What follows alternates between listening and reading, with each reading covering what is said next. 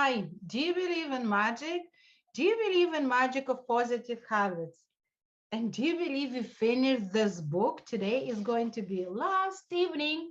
This amazing book, Atomic Habits. I already know what book we are going to cover tomorrow. It will be a surprise. But today we still talking about this atomic habits, something that's really tiny, but can have a huge impact in our future. This is I think this is what's magic. Like you cannot see it, this 1%, but results you can see and enjoy in the future.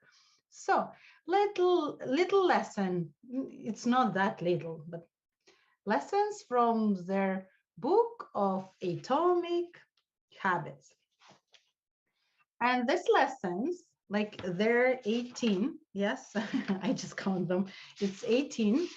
And this lesson not only teaches us how to create new habits, but also reveals interesting insight on human behavior.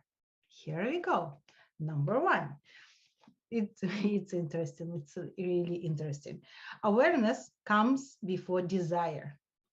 So, like, do you remember in first evenings we start talking about, so like when your brain sees something, like you do something, you receive some results and it's favorable results, so brain think, oh, it might be a good habit. So this is what is this number one. So your brain will assign emotion to the opportunity. It's a good opportunity and emotion. It might be future habits. Brain think, I'll take one. Maybe it will be a good habit to have.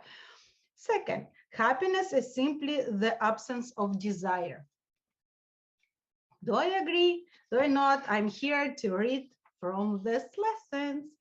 And it said, so according to James Clear, happiness is a state you enter when you no longer want to change your state.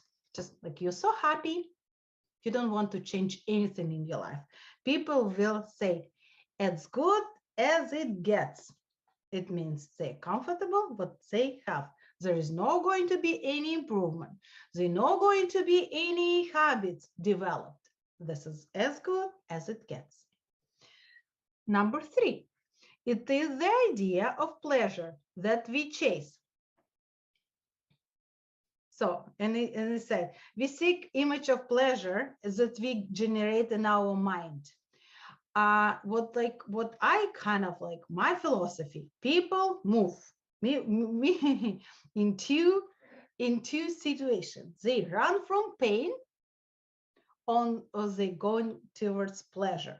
So they're going to change or develop new habits because staying in the same situation, there is not happiness because like it's painful. So they run from pain.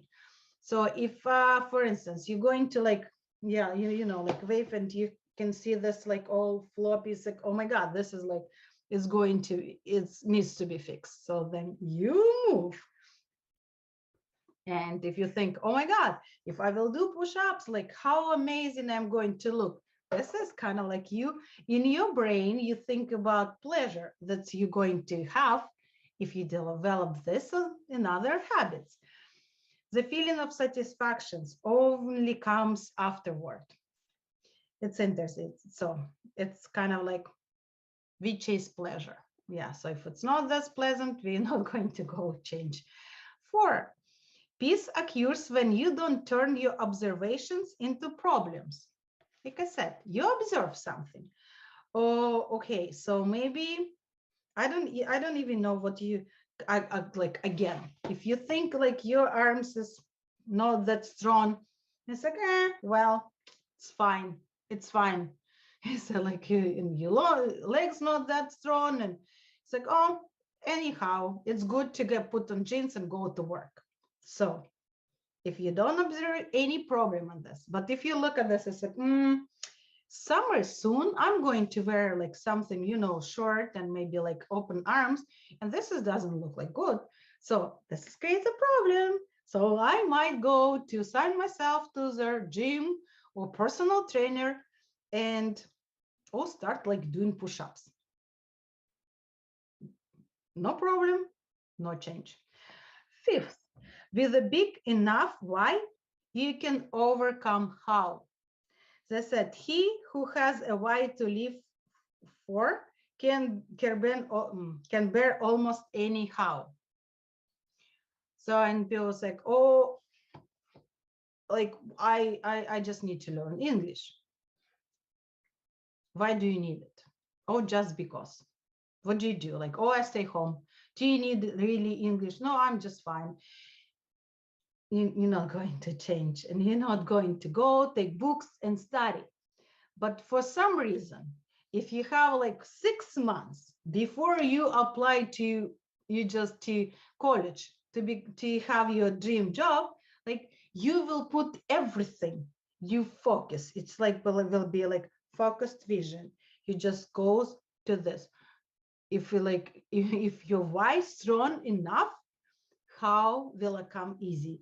So we can make make progress or excuses. And if you are not strong enough, what you're going to make excuses. I'm too tired, there is no time, there is this and that and something. It's you can, oh my goodness, it's like excuses always there, just for us when we need them. Okay, 6, being curious is better than being smart.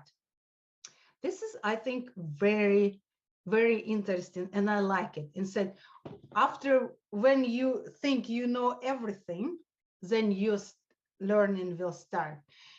Do you remember, like, do you experience this? You are saying something to someone, it's like, oh, I know, I know, I know. This is kind of like, okay, it's enough. My brain is closed. I'm not going to learn any information. It's like a red flag. There is nothing coming in. I know, I know, I know 2 + 2 is 4. I know. Yeah, I know. Yeah. What do you know? I don't know. I know. This is, you need to be curious. As someone like said, trick to doing anything is first cultivating a desire for it. So what was there? Said like when your cup is full, you cannot take any learning, any knowledge. You need to empty your cup and listen to someone to appreciate new knowledge. 7, emotions drive behavior.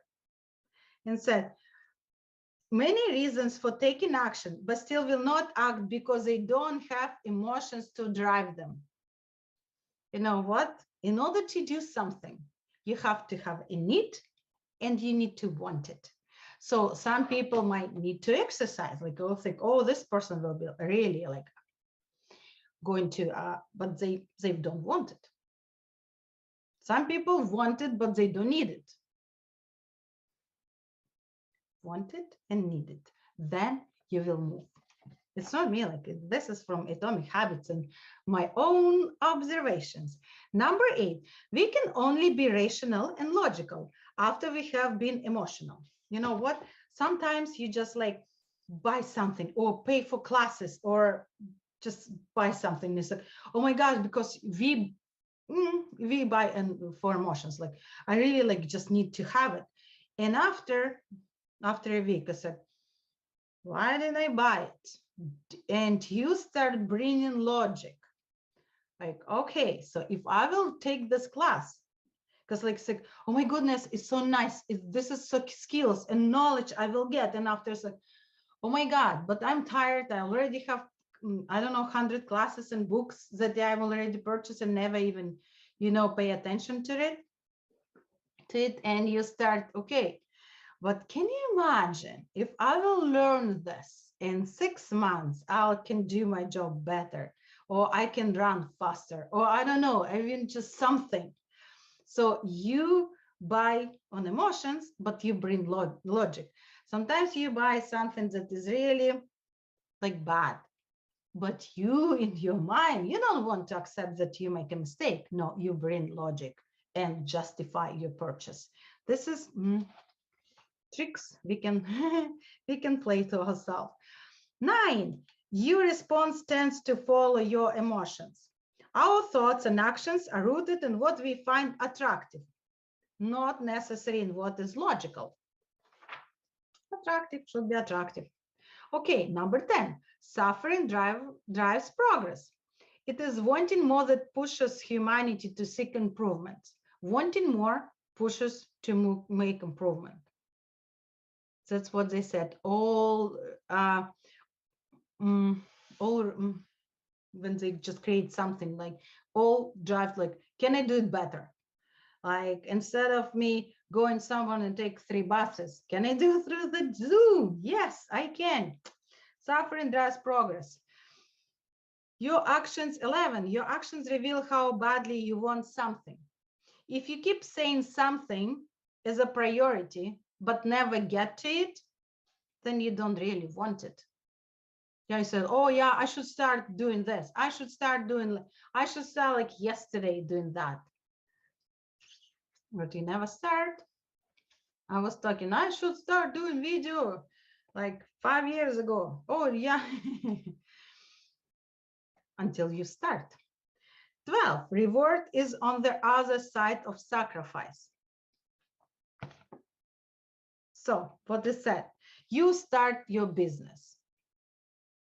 And it's like you need to go through some learning and just like experience and studying and practicing.